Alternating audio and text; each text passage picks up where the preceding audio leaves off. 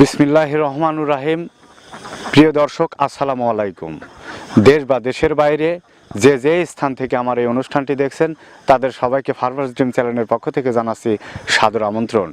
প্রিয় দর্শক, আজকে আপনাদের নিয়ে আসছি বগুড়া জেলার শেরপুর উপজেলার এই রানীরহাট এলাকায়। এই এলাকায় হাঁস খাওয়াতে নিয়ে আসছেন একজন পা প্রতিবন্ধী এক ব্যক্তি। দীর্ঘদিন যাবৎ তিনি হাঁসের খামারের সঙ্গে জড়িত। এই প্রতিবন্ধী ব্যক্তিটির বাড়ি সিরাজগঞ্জ জেলার উল্লাপাড়া এলাকায়। উল্লাপাড়া থেকে সিরাজগঞ্জ জেলা থেকে বগুড়া জেলায় তিনি হাঁস খাওয়াতে নিয়ে আসছেন। কীভাবে হাঁস পালন করতে হয় এবং কীভাবে হাঁসের খামার থেকে কী পরিমাণ আয় করা সম্ভব, এ সকল বিষয় জানবো এই প্রতিবন্ধী ব্যক্তিটির কাছে। আসসালামু আলাইকুম। ওয়ালাইকুম আসসালাম।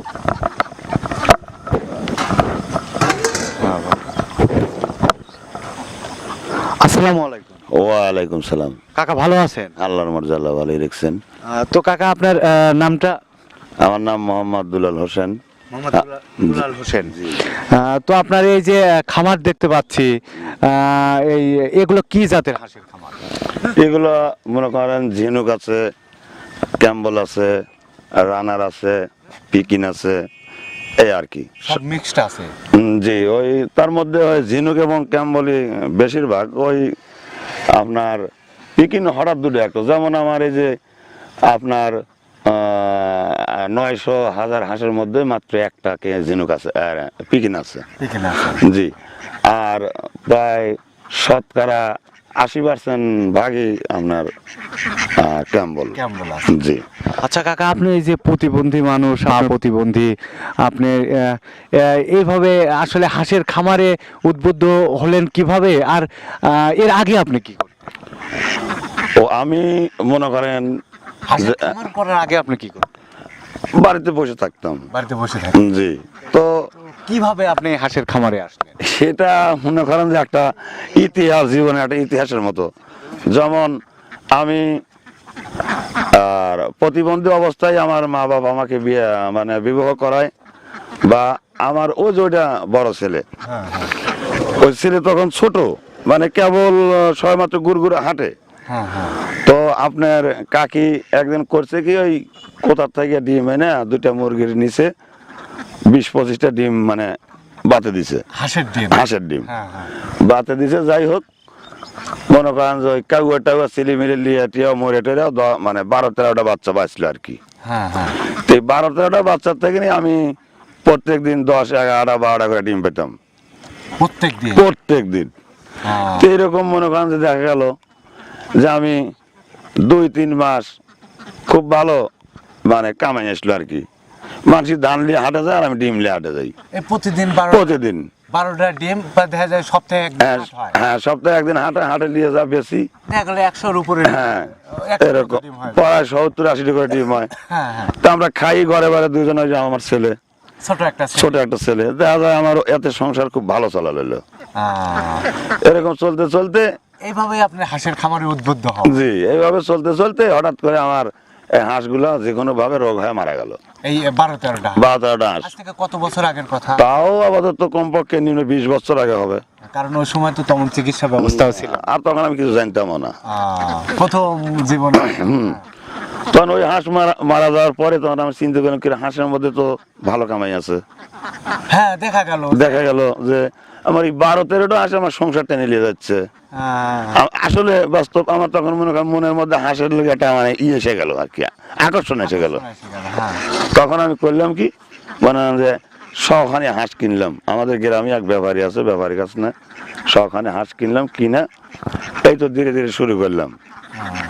করতে করতে করতে করতে এখন মনে করো অনেক বছর চলে গেছে। আমি আগে প্রায়ই মার খেতাম, মানে আগে হচ্ছে ভালো এরকম চিকিৎসা ছিল না, বা ওষুধপত্র এরকম ছিল না আর কি। মানে আগেকার দিনগুলোতে আসলে খুব কষ্টের মধ্যেও গেছে। হ্যাঁ, তারপরও মনে করেন যে এখন নিজেরও অনেক অভিজ্ঞতা এসে গেছে, বা কিভাবে পারলে কিরকম হবে এরকম অভিজ্ঞতা এসে গেছে আর কি। মোটামুটি ডিমও দেখতে পাচ্ছি, প্রচুর পরিমাণে ডিমও হচ্ছে। আল্লাহ দিলে ডিমও আছে। মনে করেন শতকরা 90% 95% ডিম আছে, এখন তো পুরো খাবার। মানে আচ্ছা, আপনার তো সেই বাড়ি সিরাজগঞ্জ জেলার উল্লাপাড়াতে, জি। তো আপনি আসছেন এই বগুড়া জেলায়। এ আসলে আপনাদের এই আসা কারণ কি? এখন যদি আমাদের এলাকায় যেহেতু এখন 29 ধান, হ্যাঁ হ্যাঁ। আমাদের এখনো এই ধানটা চড়া পরিষ্কার হতে আপাতত কমপক্ষে 20-25 দিন লাগবে। এই 20-25 দিন আপনারা এই বগুড়া জেলার শেরপুর উপজেলার এই রানীরহাটে খাওয়াবেন? 20-25 দিন না, আমরা এই এলাকায় এখনো 2 থেকে 2.5 মাস খাওয়াবো। এই এলাকাতে? এই এলাকায় তো বন্যার কোনো পানি আসে না। আচ্ছা, মানে এখন আপনাকে খাদ্য কি একটাও কিনে খাওয়াতে হচ্ছে? না, আমরা একটা খাদ্য এখন লাগতেছে না। প্রায় 90-95% মতো ডিম সমস্ত মানে আপনাদের এই ফ্রি মাঠের ফ্রি খাবার খায়? হ্যাঁ, ফ্রি খাবার খাই। এখন মনে করেন যে আমাদের খরচ আসতেছে ওই হাঁসের যে ওষুধপত্র আর আমরা যা খাবো এই খরচা। এই খরচা? হাঁসের কোনো খাবার লাগছে না। আপনি দেখতে পাচ্ছি 3-4 জন কর্মচারীও আছে। আছে কর্মচারী স্যার, আমি তো দেখলেন আমি প্রতিবন্ধী মানুষ, আমি তার এই ব্যবসায় খালি দল লক্ষণ থাকি, মানে পরিচালনা করি যে হ্যাঁ কখন যদি অসুস্থ হতে মানে ভাব দেখেন, তো সেক্ষেত্রে চিকিৎসা ওষুধপাতি দেওয়ার জন্য আপনি এই বিষয়টা শুধু খেয়াল করেন। হ্যাঁ, এই যে কাইলেও আসতে মনে করেন অনেক টাকার ওষুধ নিয়ে আইছি। কোনো প্রবলেম হতে পারে। হ্যাঁ। আচ্ছা, সেক্ষেত্রে আপনার মোটামুটি তো রোগবালাই সম্পর্কেও আপনার অনেক ধারণা আছে? হ্যাঁ, ইনশাল্লাহ আল্লাহ দিলে অনেক ধারণা আছে আমার। আচ্ছা কাকা, আপনি তো এই এত বছর ধরে খামারে অনেক লস খাইছেন, আসলে একজন নতুন খামার করবে, নতুন একজন উদ্যোক্তার সৃষ্টি হবে, তো সেক্ষেত্রে তার জন্য এই হাঁসের খামার করতে গেলে কোন বিষয়টাকে সবচেয়ে গুরুত্বপূর্ণভাবে লক্ষ্য দিতে হবে? মানে লক্ষ্য করতে হবে যে আমার যাতে ওই খামারিটার কোনো সময়ের জন্য আপনি তো অনেক দিন অনেকবার লস খাইছেন, তাহলে নতুন একজনের জন্য এরকম না হয়, এই জন্য কি করতে হবে? প্রথম অবস্থায় নতুন খামারিদের জন্য, হ্যাঁ। যারা কিছুই বোঝে না, এদের জন্য সবচেয়ে উত্তম হলো বড় হাঁস তোলা। বড় হাঁস? বড় হাঁস তোলা, কারণ বড় হাঁসের রোগ বালাই অনেক কম। অনেক কম হয়। আর যখনই মনে করেন যে প্রথম অবস্থায় ছোট বাচ্চা উঠাইবে, তখন ওই ছোট বাচ্চাটা ওই বাচ্চার সময় একটা ঝুঁকি আছে, তারপরে যখন ওই যে পাখার ফরে বেড়ায় ওই সময় বিশাল একটা ঝুঁকি আছে। ওই ঝুঁকির পরে সবচেয়ে বড় ঝুঁকি হলো প্রথম ডিম আসার সময়। প্রথম যখন ডিম আসবে ওই সময় কঠিন একটা ঝুঁকি আছে, ওই ঝুঁকি পার দিতে যদি ঝুঁকি পার দিয়ে যেতে পারে তবে তার আর লাভের চিন্তা ভাবনা করতে পারবে। আর যদি ওই ঝুঁকির সময় পাওয়া পিছলে যায় তাহলে আমাদের মতো গরিব মানুষ একবার নিষ্পিস হয়ে যাবে। এই ঝুঁকিটা কি ধরনের ঝুঁকি? ওর শরীরে তেল ধরে বেশি না? ওর হাঁস ডিম আসবে ওই সময় হচ্ছে ওর শরীর তো তৈলাক্ত হয়ে যায়, তো সেক্ষেত্রে আপনার ও যদি একটু বেশি গরম লাগায় ফেলায় তো সেক্ষেত্রে ক্ষতি হয়ে যাবে। মনে করেন যে ওই সময় হাঁসের মনে করেন যে রোগী হলো 2টা, কিন্তু রোগে মরার চেয়ে মরে হলে গরমে বেশি। গরমে বেশি? গরমে বেশি। রোগ 2টা কি কি? রোগ হলো ডাক পেলে আর হলো মনে করেন যে আপনার ফাউল কলেরা। এই 2টা রোগ? এই 2টা রোগ। এই 2টা রোগের জন্য ঠিক নিয়ম মতো মনে করেন ভ্যাকসিন করা লাগবে। এই আপনার ছোট থেকে একদম ডিমের উপযুক্ত পর্যন্ত আপনার কতটা ভ্যাকসিন দিতে হবে? না, বেশি ভ্যাকসিন লাগে না তো, ওই ভ্যাকসিনই মনে করেন 2টা, ওই আপনার ডাক পেলে দেওয়া লাগবে। আর ডাক পেলে আমরা সাধারণত ওই 28-29 দিনই ব্যবহার করি। আর বড় হাঁসে? বড় হাঁস আমরা মাসে 3 মাসের মধ্যে একদিন দিই, আর মানে 3 মাস পর পর একদিন। আচ্ছা, আবার 3 মাসের মধ্যে কৃমির ডোজও দেওয়া লাগবে। কৃমির ডোজ দিতে হবে, না হলে পরে ওই রোগ বালাই বেশি আসে আর কি। এলাকায় বা দেশে এই যে আমরা ইরি ধান লাগাই, এই ধানটা তো সাধারণত মনে করেন যে আমরা আর কত এলাকায় পর আগুনের শেষের থেকে শুরু হয়ে যায়। যেমন আপনার এই যে ডায়া আছে না, আপনার তারাশের পশ্চিম হলো ডায়া, ডায়া আছে এই এলাকায় ধান মনে করেন যে এরা ধান চাষ করে আগুন মাসের শেষে পৌষের প্রথমেই পাখি শুরু হয়, তখন আমরা ওই এলাকায় প্রথম হাঁস ঢুকাই। মানে আপনাদের ব্যবসার কিন্তু একটা সিস্টেম আছে কি, যে ধরেন বগুড়াতে কোন সময় ধান কাটবে, আবার ফরিদপুরে কোন সময় কাটবে, নাটোরে কোন সময় কাটবে, মানে এইরকম আপনারা সময় দেখেন। আপনারা সচরাচর খাদ্য কিনে খাওয়াতেই চান না? চাই না, আমরা চাই যে আমরা যাতে ফ্রি খাবারে আবার করতে পারি। এটাই আপনাদের এই যে আমাদের মূল লক্ষণ। এরপরে লিভার দুইটা বেশি যায়, বেশি যায়। লেবারের চিন্তা তো আমি কর্মচারী দুইটা খাটাবো। কর্মচারী চিন্তা তো আমরা করি না। কর্মচারী কয়টা লিবি, কিন্তু যদি এদের খাওয়ান লাগে, তোলা খাবার দেওয়া লাগে, তাহলে তো জানে গুলাবে না। এই জন্য আপনারা ফ্রি খাওয়ানোর ফ্রি খাওয়ানোর উদ্দেশ্যে দেশে দেশে আমরা এই হাঁস লিয়ে বেড়াই। আপনারা মোটামুটি ছোট বাচ্চা থেকে একদম ডিম দেওয়া পর্যন্ত আপনারা তো মাঠে খাওয়ান, বাইরে খাওয়ান, পার পিস হাঁসে কয় টাকা খরচ? তাও দেখা যায় যে আপাতত ভালোভাবে পরিচালনা করে পারলে ওদের তো প্রথমেই প্রোডাক্ট দিতে হয় ভালো। ওই সময় তো ওদের কম রাখাই যাবে না। তাও দেখা যায় প্রায় 2-250 পড়ে যায়। 2-250 টাকা খরচা পড়ে যায় পার পিস, মানে ছোট থেকে একদম ডিম দেওয়া পর্যন্ত। লিভার সবকিছু মিলে, কারণ আপনি তো নিজে পরিশ্রম করতে পারেন না। না 2-250 পড়ে যায়। তো সব সময় কর্মচারী দিয়ে কাজ করাতে হবে। এরকম 2-250 পড়লেও যদি আল্লাহ হায়াতে বাচ্চাগুলো বাঁচা রাখে, তার একটা সিজন আছে, সিজনের দাম হয়। বছরে 2টা সিজন আসে। আচ্ছা, কোন কোন সময় এদের দাম? যেমন এখন একটা সময়, এই সময় এখন ডিম, এই বছরে করোনা যদি না থাকতো তাহলে হাঁস আমার 45-46 হাজার টাকা সহ হতো, বিক্রি করে পারতাম। আচ্ছা, আর এই করোনার কারণে তাও 38-40 হাজার টাকা হাঁস বুঝে। এই খামারের ডিমগুলো আপনি কত করে শো বিক্রি করছেন? মনে করেন এই বছরে আমার 1250 টাকা মতো বিক্রি হয়েছে আর কি। মানে যেটা ডিম 700 টাকা, আর আমাদের ডিম নিচ্ছে এখন 1100 টাকা। আজকেও আমাদের ডিমের লেওয়ার জন্য আসবে আর কি। আচ্ছা, আপনার 1100 টাকা, ওদের আপনাদের ডিম থেকে বাচ্চা ফুটবে? আমরা বাচ্চা দেবো আর কি। আপনাদের বাজারজাতকরণ কিরকম? ধরেন আপনি এই যে ডিমগুলো আপনি তুলছেন, অ্যাভেলেবল বিক্রি করা যাচ্ছে? আমরা বাংলাদেশের যে কোনো প্রান্তে থাকলেই মনে করেন আমাদের ডিম সেখান থেকে নিয়ে আসবে, নিয়ে যাবে। হ্যাঁ, নিয়ে যাবে। মানে এত চাহিদা। যদি মনে করেন যে কোনো হ্যাচারিয়ালার কাছ থেকে আপনারা টাকা নিয়ে ব্যবসা করবেন, তাও সেক্ষেত্রেও দিতে চান? আচ্ছা, বাজারজাতকরণটাও ডিমের ক্ষেত্রে ভালো। আচ্ছা, যখন ডিম শেষ হবে, এই হাঁসগুলো তো আপনার বিক্রি করার প্রয়োজন হবে। ডিম কোনোদিনও শেষ হয় না। মানে আপনি তো ধরেন এবছরে ভালো একটা, আমরা 3 বছরের উপরে হাঁস পালি না।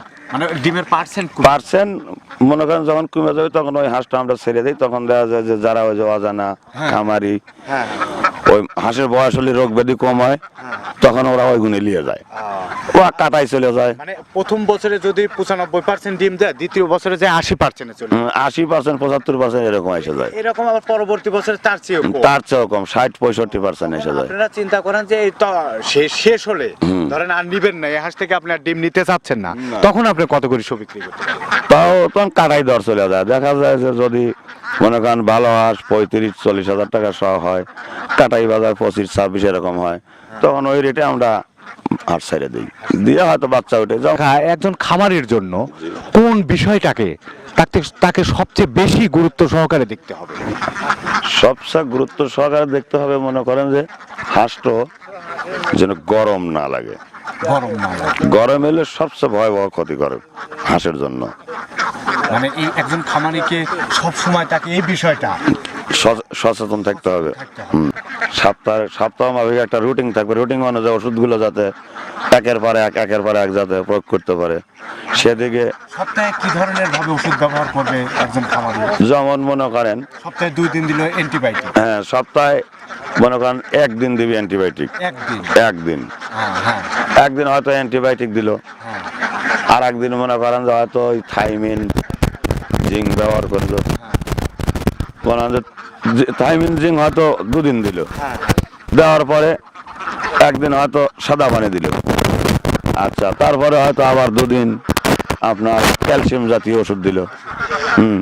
কিন্তু হাঁসের প্রতি লক্ষ্য রাখতে হবে যে আমার এই হাঁসটা এখন ক্যালসিয়ামের উপযোগী না থাইমিনের উপযোগী, এটা বুঝতে হবে। এইটা কোনো ডাক্তার সাজেশন দিবে না।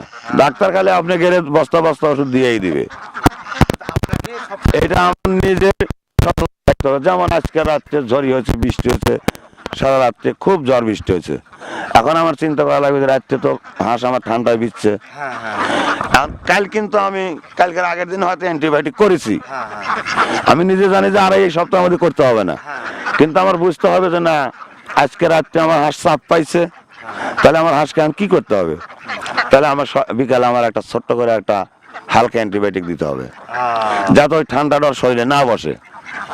আচ্ছা, এখন মনে করেন এখান থেকে না হাঁসটা স্থানান্তর করবো, স্থানান্তর করার একদিন আগে আমার কল্পনা রাখতে হবে যে আমি 2 দিন কি 3 দিনের মধ্যে স্থানান্তর করবো। তখন খুবই একদিন মনে করেন যে আমার ওই আর অ্যান্টিবায়োটিক মারতে হবে। মানে আপনি আজকে বগুড়া জেলা থেকে সিরাজগঞ্জ জেলায় পার হবো, তখন দেখা যাবে যে আমার 2 দিন আগে আপনাকে প্ল্যান করতে হবে, প্ল্যান করতে হবে। ব্যবহার করার জন্য হ্যাঁ হ্যাঁ যাবে। হ্যাঁ হ্যাঁ হ্যাঁ তখন কি ব্যবহার করতে হবে? তখন মনে করেন যে ওই আপনার হাঁসটো প্রথম অবস্থায় মনে করেন অ্যান্টিবায়োটিক করবো, করে মনে করেন তারপরে ভিটামিন ইউজ করে হাঁস গাড়ি তুলে দিলাম। এখন গাড়ির মধ্যে হয়তো এক জায়গায় জামে পরে 2 ঘন্টা যেতেও পারে, অথবা তোলা অবস্থায় গরম লাগতে পারে। হাঁসটা ওখানে নামে আর আমার ডিমের সাথে কোনো প্রশ্ন নাই, তখন আমার চিন্তা করা লাগবে যে আমার খামার বাঁচাতে হবে। তখন ওই জায়গায় নামানোর পরই মনে করেন যে আবার অ্যান্টিবায়োটিক করা লাগবে, আবার অ্যান্টিবায়োটিক করার পর আবার মনে করেন যে তখন আবার ভিটামিন দিবেন, দিলি পরে তাহলে ওই হাঁসটোর এরকম ভাবে পর্যায়ক্রমে ব্যবহার করা লাগবে। কারণ যে আমার মতো লোক যদি এক জায়গায় চাইতামও দিত, কিন্তু আমি চাই যে না, আমার আল্লাহ আমাকে শক্তি দিছে, বুদ্ধি দিছে, জ্ঞান দিছে, আমি কেন আপনার কাছে হাত পাতবো? আল্লাহ খুব ভালো রাখছে। আল্লাহ খুব ভালো চালাচ্ছে আর কি। একজন যদি নতুন উদ্যোক্তা যদি হাঁসের খামার করতে চায়, সে যদি সঠিকভাবে খামারের সময় দেয় বা পরিশ্রম করে, জি, আল্লাহ ভালো করতে পারে। আল্লাহ যদি মুখ তুলে তাকায়, মনে করেন পয়সার মানুষ হতে বেশি সময় লাগে না এই হাঁসের খামার থেকে। আর যদি কর্ম যদি খারাপ হেলে যায়, তাহলে তো মনে করেন তো কোটি কোটি টাকা দিলে আর থাকবে না। তো সবকিছু শুনলাম, আপনার এই হাঁসের খামার থেকে প্রতি মাসে আপনি কিরকম টাকা ইনকাম? বাবা আমার তো এবার দেখতেছেন হাঁস নাই, মনে করেন 800-900 হাঁস, তাও দেখা যায় গড় মাসে হয়তো 1 মাসে মনে করেন যে 1.5 লাখ 1.5-2 লাখ, আর 1 মাসে হয়তো চালান দিয়েও আপনি তো আর আমার টাকা নেবেন না। এই কয়টি হাঁসও যদি হয়, একটা লোক মিনিমাম খরচ বাদও 12 মাসে 12 লক্ষ টাকা কামাই থাকবে। তো কাকা ধন্যবাদ, আল্লাহ হাফেজ। তো প্রিয় দর্শক, বিদায় নেব পা প্রতিবন্ধী এই মোহাম্মদ দুলাল হোসেনের এই হাঁসের খামার থেকে। প্রিয় দর্শক, এইসব কৃষক ও খামারিদের সফলতার গল্প তুলে ধরতে, এ সকল অসহায় নিরীহ মানুষের জীবনযাত্রার গল্প তুলে ধরতে গ্রামগঞ্জে দূর দূরান্তে ছুটে চলি আমি ফয়জুল হক সজীব। প্রিয় দর্শক, ঘরে থাকুন, সুস্থ থাকুন। ধন্যবাদ সবাইকে। আসসালামু আলাইকুম।